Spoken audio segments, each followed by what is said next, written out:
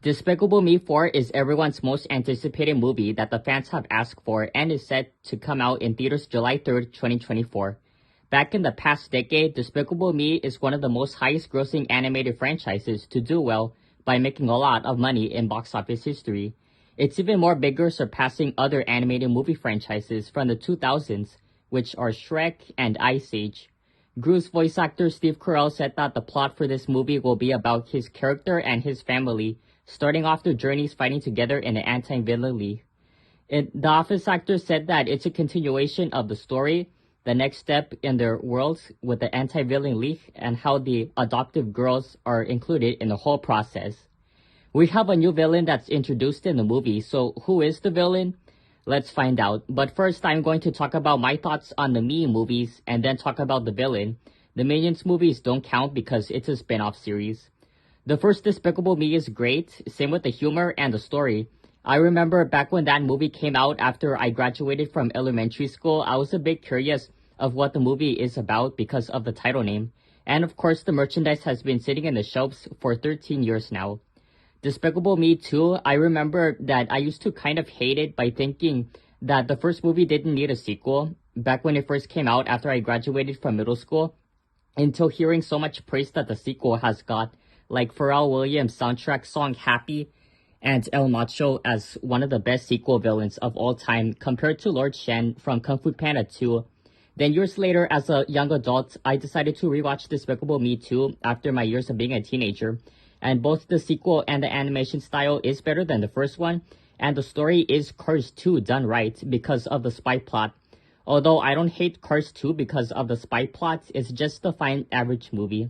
And Despicable Me 3, it absolutely sucked. I did mention less times before on why I was never really a fan of that threequel after watching the trailers that was posted in all social media accounts before graduating from high school. And yes, the first three movies did came out after my school graduation years, like how Ice Age 3, 4, and 5 came out after the 1998 kids graduated from the schools they attended, and not to mention that both the Madagascar movies and the Dark Knight movies even came out the years that the 1994 kids graduated from what three schools they attended.